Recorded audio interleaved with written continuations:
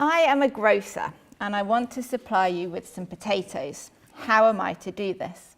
I consider my circumstances. I observe my surroundings. Well, here are some potatoes. I reason, if I carry these potatoes to your house and leave them there, then I will have supplied you with potatoes. So I pick up the potatoes, carry them to your house and leave them there. I put a note through your letterbox. You owe me £5. Many philosophers have found this prosaic scene deeply puzzling. Familiar questions include the following. How can reflection on my desires and beliefs directly move me to act? Is the so with which I introduce the action a genuine sign of a conclusion being drawn? In what sense ought I or must I carry the potatoes if I reason this way? Would my failure to act thus be a failure of reason, or a mechanical failure, or an indication that an ingredient, an imperative generating, motivating inner push is missing? These questions are the starting point for philosophy of action.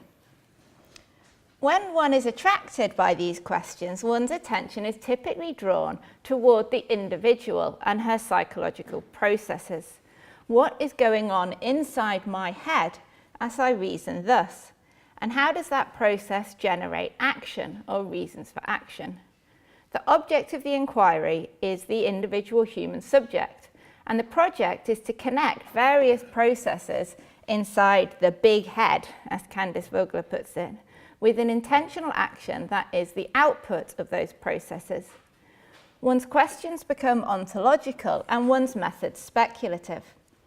Though this inquiry often encourages introspection, it's notable that the form of explanation in which it issues will be essentially third personal.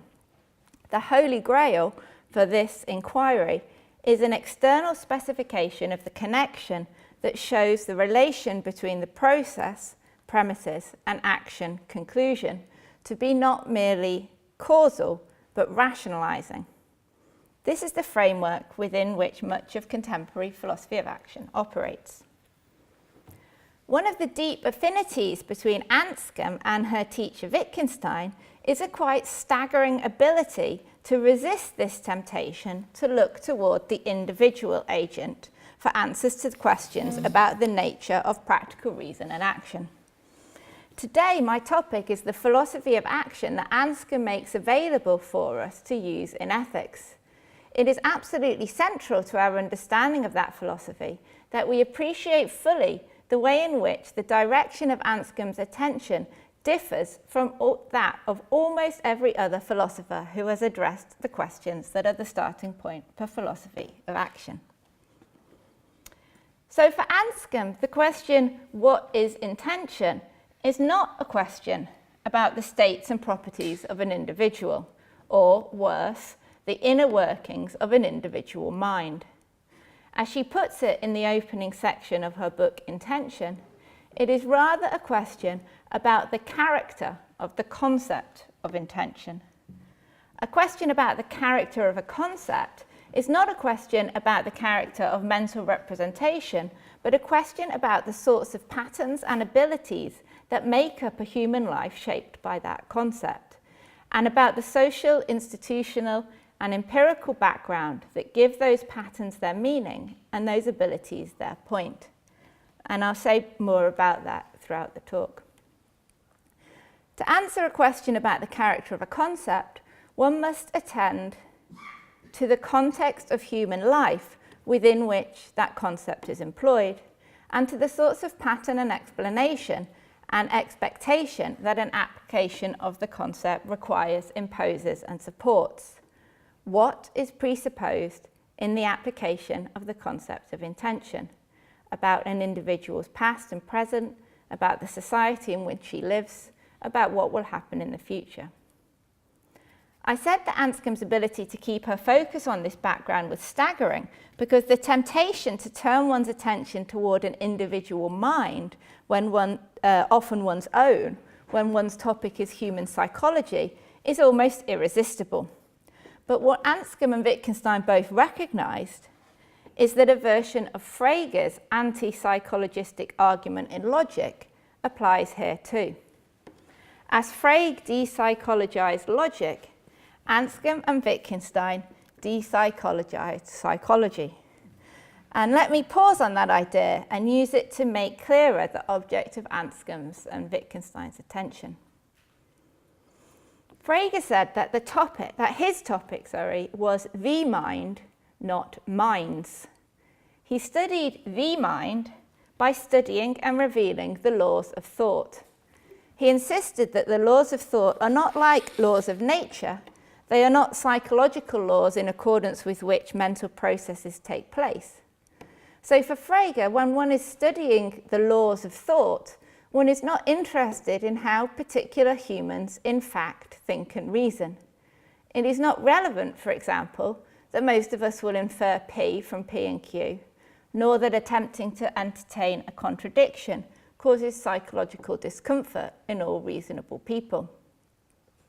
Nor is he concerned with the psychological processes, be they in the mind or in the brain, conscious or subconscious, personal or sub-personal, that attend thinking and reasoning and that one might discover by introspection or empirical study. It's of no interest to Frege's study of the laws of thought that one does or does not feel a transition of thought in moving from antecedent to consequent to conclusion, nor that brain process XYZ is always found to attend an act of judgment. Rather, to describe a law of thought is to describe a formal order in which anything, if it is a thought, will participate. To be a thought is to stand in logical relations to other thoughts, and the character of those logical relations can be described. To describe the structure of that logical space is to give the essence of thought. Anything that does not fit within that structure is not a thought, whatever the individual human being feels or experiences or determines by introspection or brain scan. This is what Frege means when he says he is undertaking a study of the mind, not minds. The Fregean idea of a law of thought and the identification of thought's essence with the structure of logical space takes on a distinctive form in Anscombe's work, as it did in the later Wittgenstein's. This is because where Frege views language, the medium of thought, as an abstract symbolism, Anscombe and Wittgenstein of the philosophical investigations picture language as a communicative tool, whose logic is shaped by and shapes the lives and actions of humans who fashion that tool for their own employment and to serve their collective ends. This organic and concrete conception of language means that the task of studying the mind, not minds, requires one to attend to more than the laws of logic. One must take as one's object human life shaped by concepts. For Frege, to describe the structure of logical space is to give the essence of thought. For Anscombe and Wittgenstein, to describe the structure of human life, the human form of life, is to give the essence of thought and action. Frege's limits of thought, a boundary drawn from the inside when the structure of logical space is mapped, now become the limits of the intelligibility of human life. Because Anscombe takes as the object of inquiry the whole ambit of human affairs, she sees most other philosophers' attempts to address the topic of human action as mistaken, not merely because they generate false theories, but because they miss their subject matter entirely. They are studies of minds, but the proper topic for philosophy of action is mind. She says of Davidson that his project of action explanation fails, not because he cannot find a way to rule out deviant causal chains, though that is a failure too, but because he takes his object of inquiry, human action, as, quote, already given. He takes it, that is, that he can identify and individuate human actions and can have a grasp of the difference between a human action and an involuntary gesture, or between a human carrying potatoes and a potato carrying automaton, prior to and independently of having a grasp on what it is to give a reason for action. But these entities and distinctions are not ones to which he's entitled. His error is akin to supposing that one can identify an individual mental item as a thought prior to identifying it as something that can stand in inferential relations to other thoughts. For these physical happenings to be a human action, and not merely the movement of potatoes from one place to another by means of some organic matter, is for the happening to be characterizable in a way that locates it within a framework of reason, prediction, and action, in a way that locates it, that is, within the ongoing bustle of human affairs. So in taking pre-philosophical intuition to entitle him to the category of human action, Davidson not only renders his investigation illegitimate, he worse precisely excludes the sort of inquiry that might yield a proper understanding of his topic. He excludes the inquiry that Anscombe undertakes in Intention, an inquiry into the formal order in which anything, if it is a human action, will participate, and which characterises the field of human affairs. If we return to the form of investigation of human action that I contrasted with Anscombe's above, the one that takes its object of inquiry to be the individual human subject, her psychological states and processes, and her intentional actions, we can add this. The individual agent is not something that can be taken as given in the way that the big head investigation supposes. And this, I think, is one of the really deep insights of Anscombe's The First Person. Okay, so to return to my original deliberations as a grocer, we can now frame a new question. Can we describe the background against which this sort of thinking and acting is possible?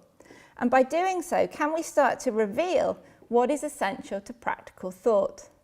By possible, I do not, of course, mean physically or psychologically possible, though reflecting on the empirical conditions for the possibility of an instance of practical thought may help us to understand something about its essential character.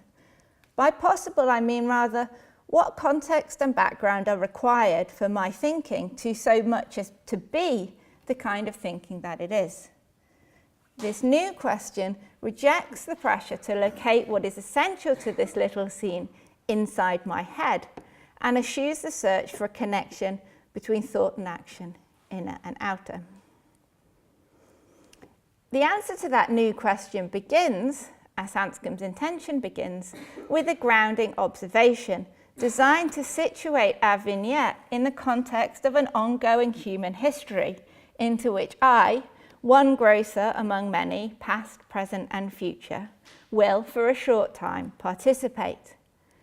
We have grown to the age of reason in a shared world.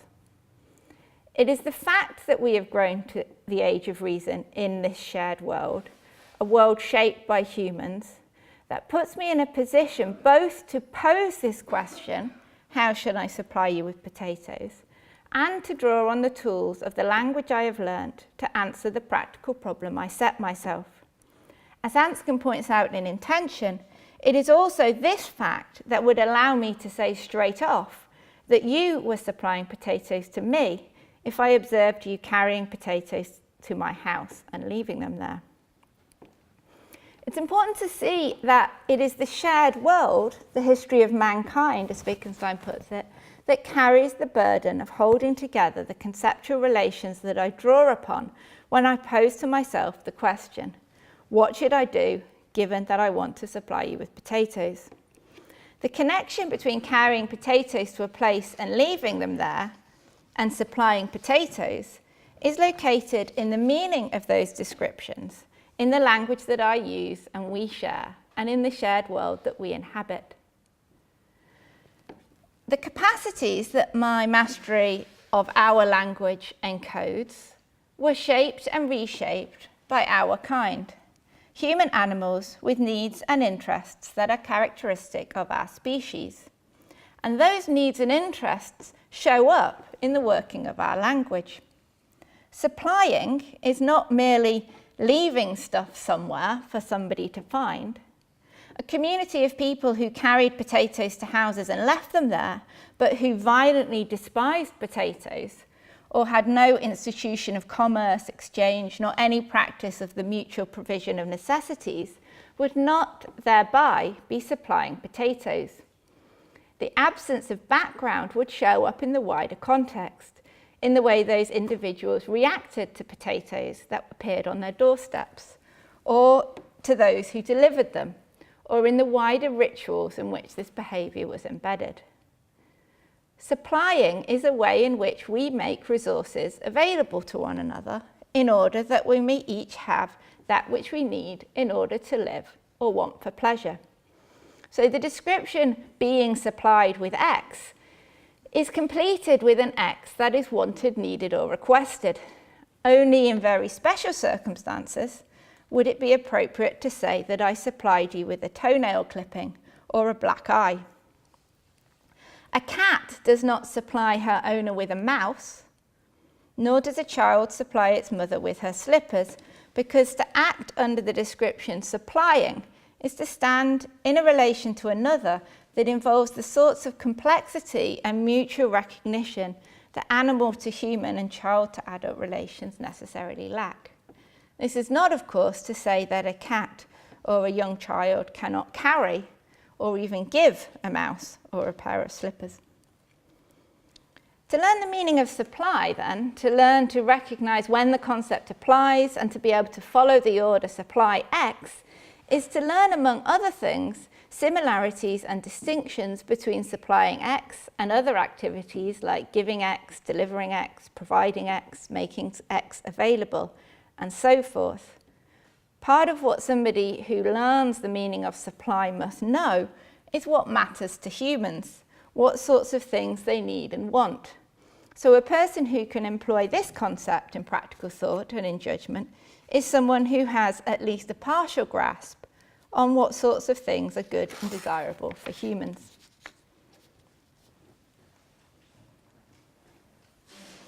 What one learns when one learns a concept, acquires a capacity, has of necessity a sort of incompleteness. This is an insight pursued to startling effect by Wittgenstein. We acquire concepts, capacities, rules by being shown examples. After a number of examples, we confront and so on. And this and so on is not short for a finite list that is included for pragmatic or epistemic reasons. Rather, it marks a gesture toward a standard of sameness or similarity that a normal learner will catch on to, but which cannot be articulated independently of the concept itself.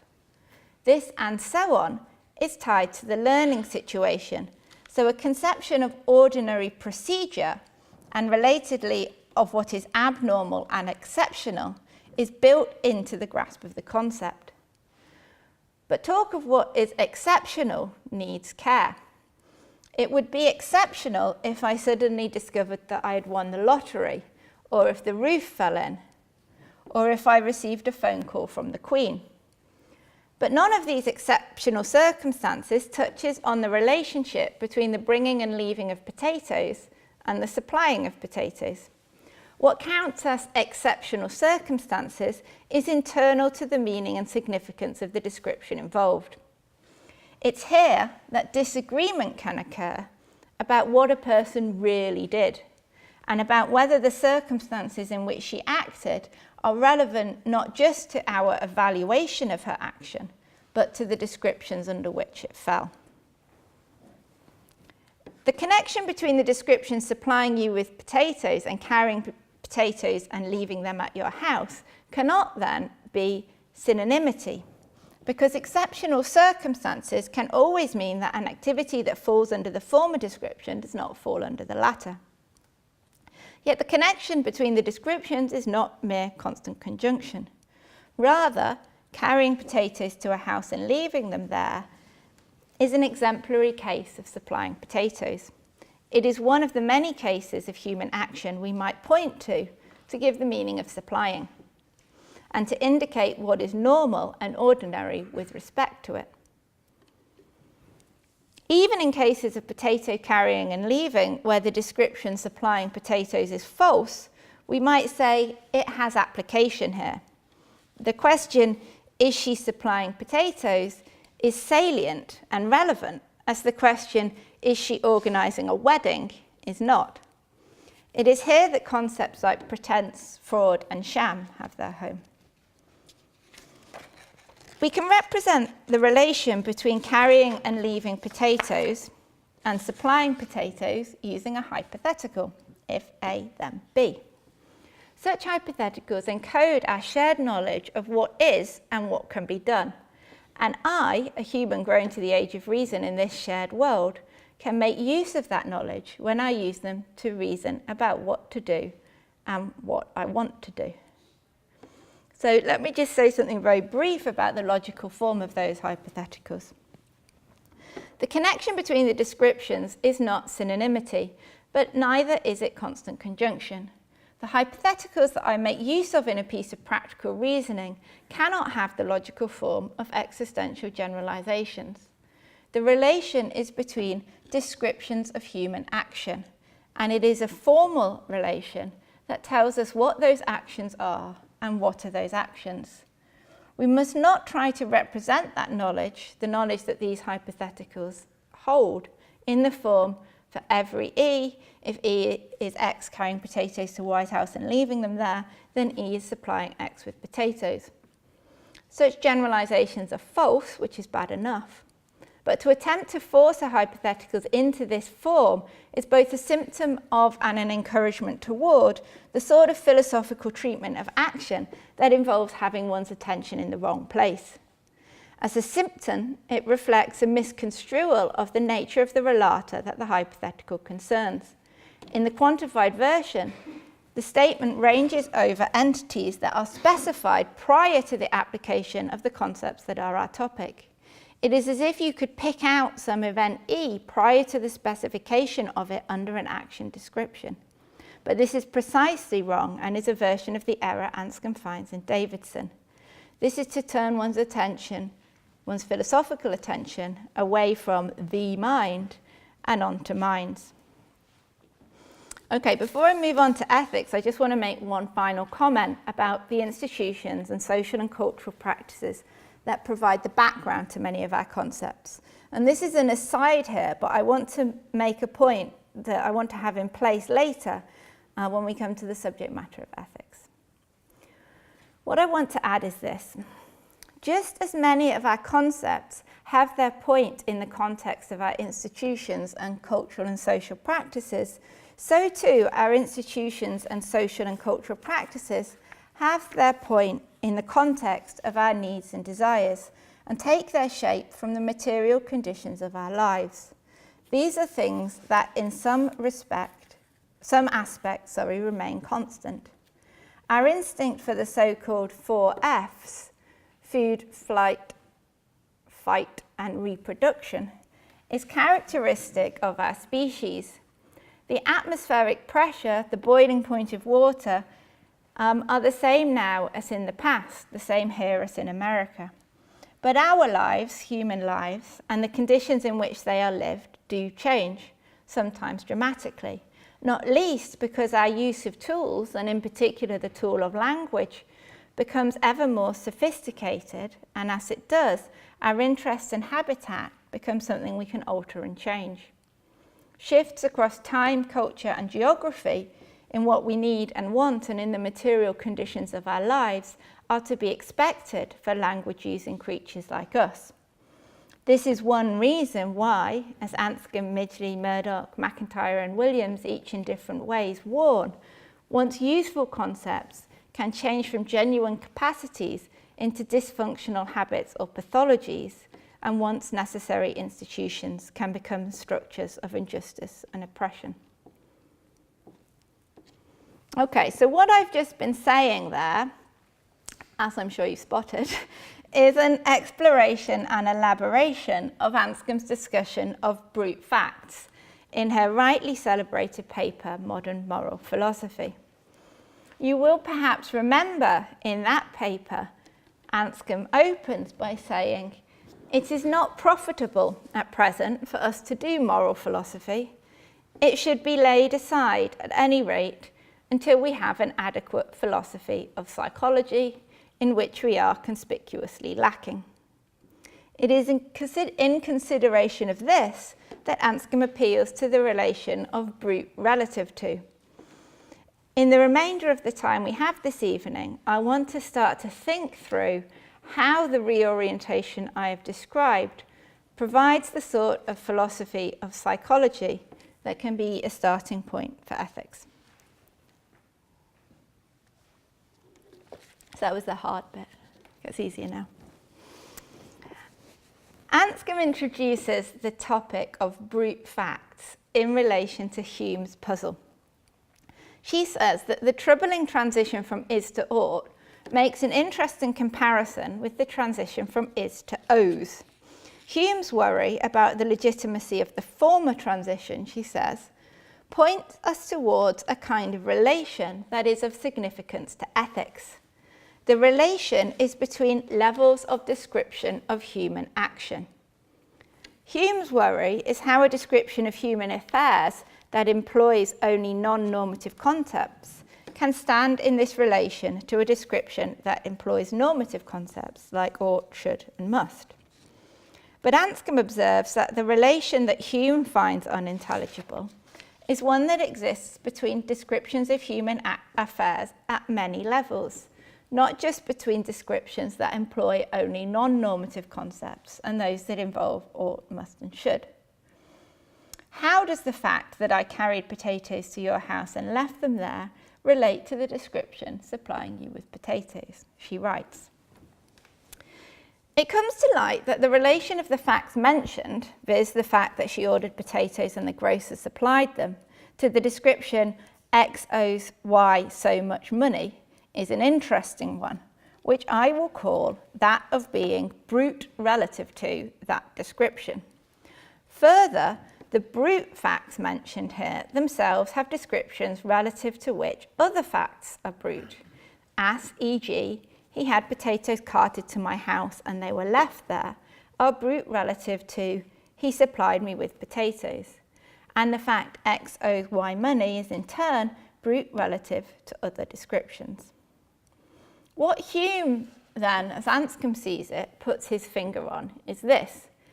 If we attempt to do moral philosophy without having understood this kind of relation, we will be left mystified by the transition from is to ought. Anscombe's insight is that at least part of Hume's worry is not a worry about the transition from is to ought, but about the transition between levels of description of human action.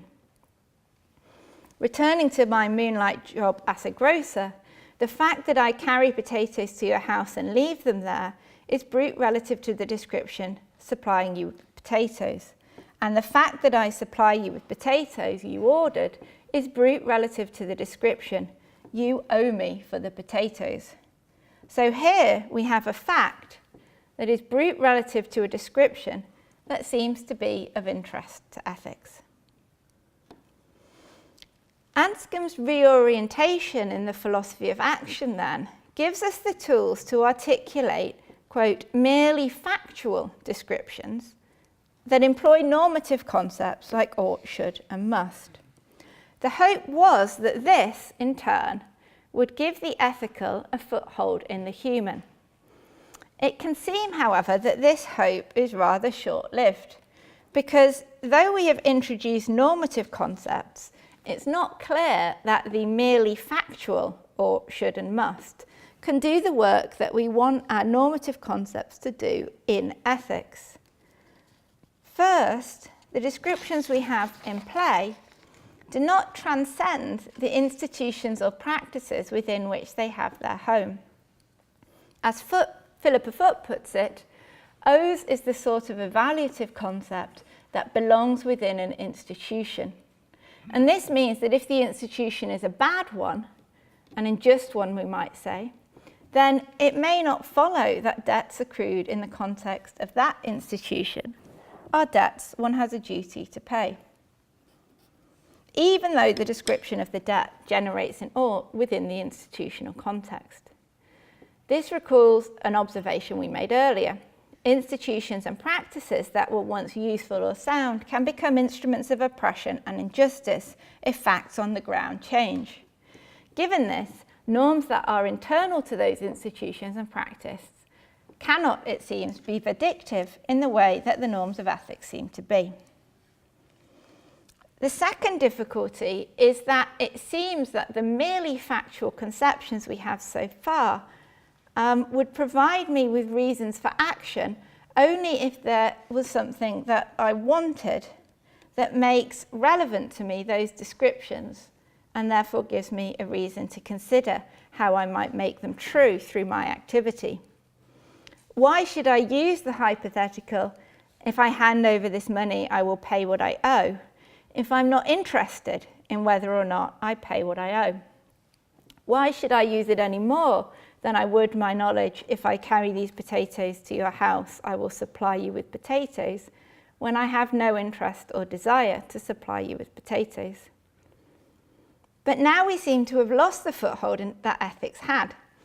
If these merely factual descriptions have their point only within the context of man-made institutions, institutions that can be unjust, bad, or useless, and if opportunity to make these descriptions true or false neither gives me reason to act nor refrain from acting, it seems that we still have work to do before the philosophy of psychology that Anscombe gives us connects with the subject matter of moral philosophy.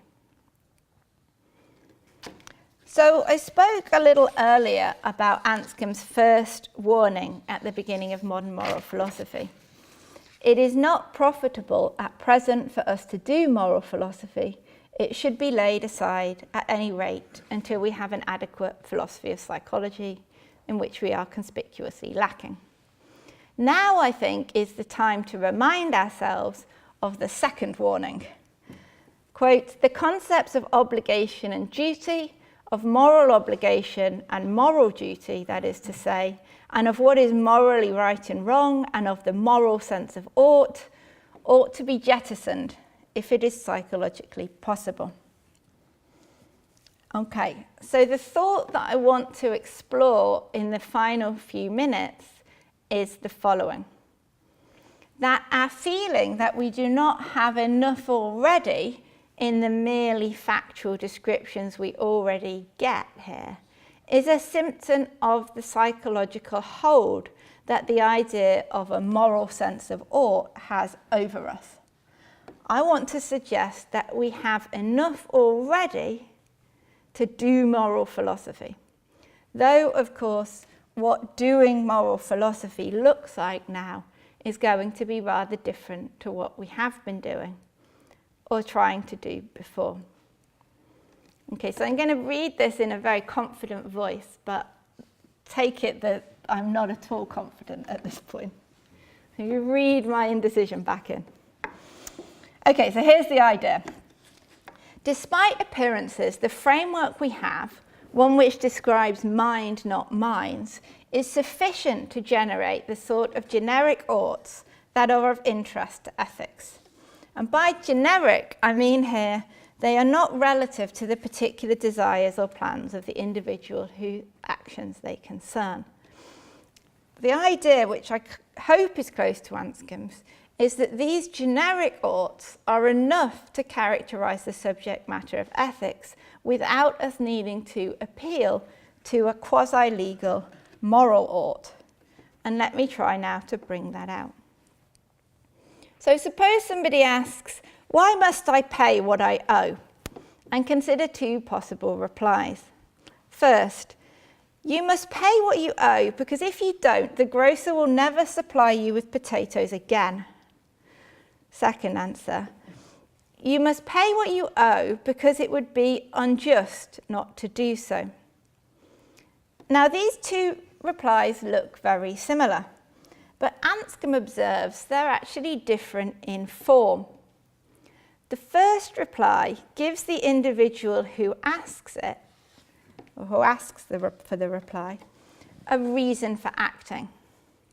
The reason will only interest her if the description of what will happen as a consequence of her failing to pay is one that she's interested in avoiding. Replies of this form offer a reason for acting that is specific to the individual who asks her question. Why should I do this? As we might put it, the I in this question and the you in the reply introduce or refer to the particular individual who is deliberating about what to do. Now contrast the second reply. You must pay what you owe because it would be unjust not to do so. In this answer, the I in the question, why should I pay, is treated by the responder as generic, as akin to one or we. Why should one pay? And the answer contains, in response, the generic you. You shouldn't, one shouldn't, because it is unjust. The phrase that follows the because does not give an independent reason that is sensitive to the individual, but rather characterises the action described in the first part of the statement as one that falls under a further description containing a vice term. The fact that the act would be unjust is not given as a further independent consideration, a reason for action, but is put forward as a characterisation of the action itself. The answer reminds the asker of a connection in the formal order that characterises human thought and action. Anscombe reserves the label logos for an answer to the question why that has this sort of generality. So recall Freges Project to describe the formal order in which anything, if it is a thought, will participate. In doing so, we noted, he traced from the insides the limits of intelligibility and thought. To answer a why question by giving a logos is to draw attention to that action's location at the limits of intelligibility in human life. This sounds rather grand, but it need not be. It is commonplace to say, I can't make sense of what she did, I don't understand his life, she seemed hardly human. To employ the terminology that has been our topic today, the answer provides a reminder that the proposed action would be brute relative to a description of an action kind that we do not go in for: breaking a promise, contravening a rule, infringing a right, cheating, stealing, bilking.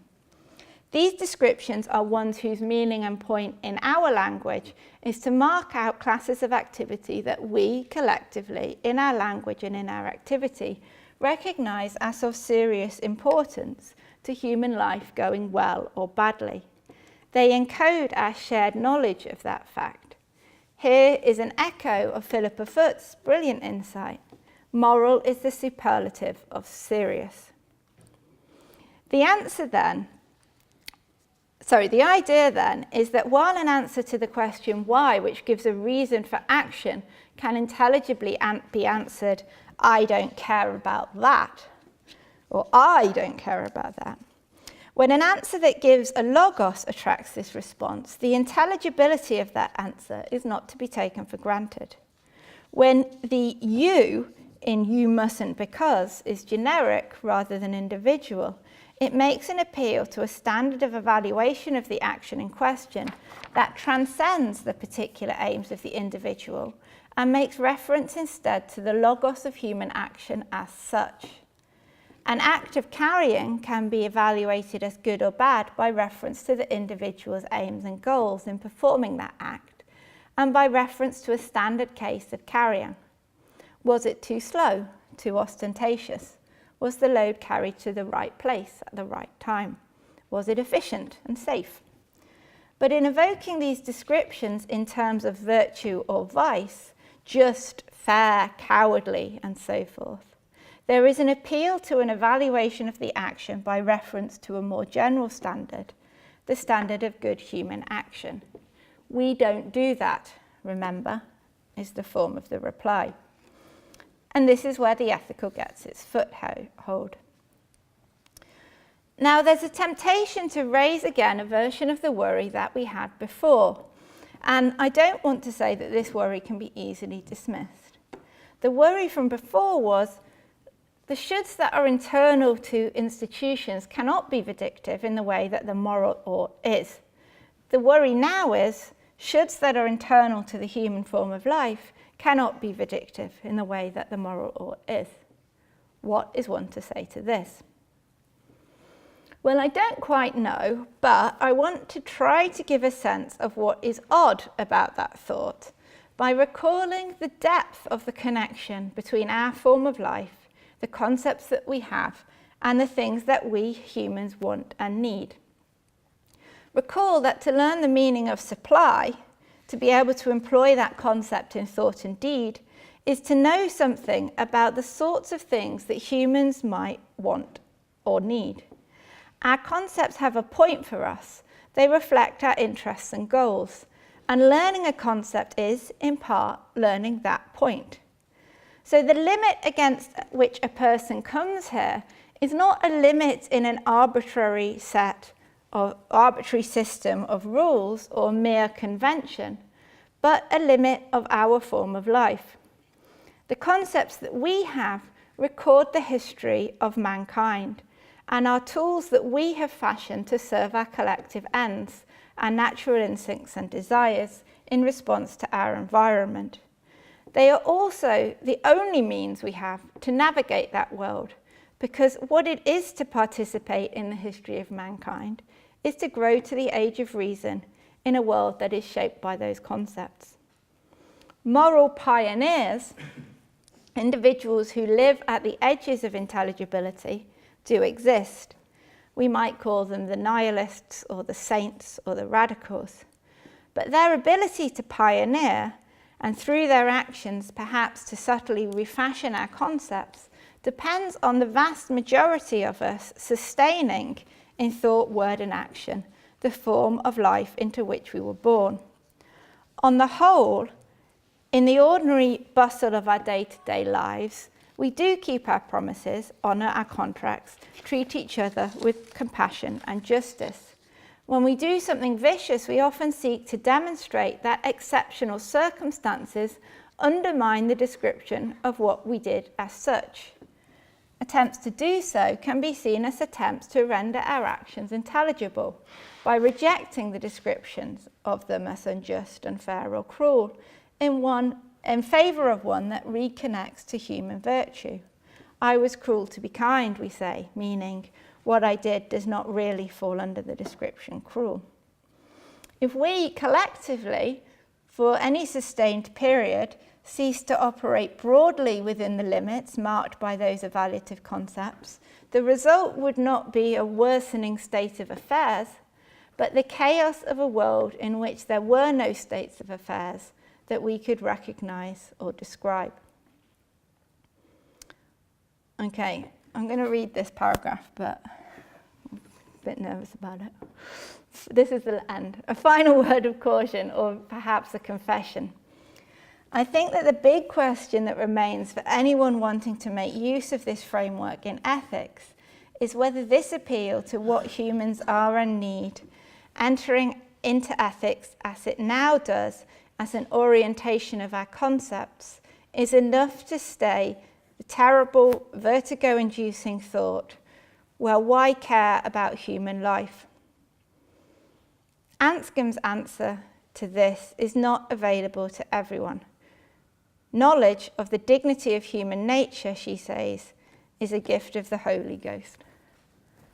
Yeah.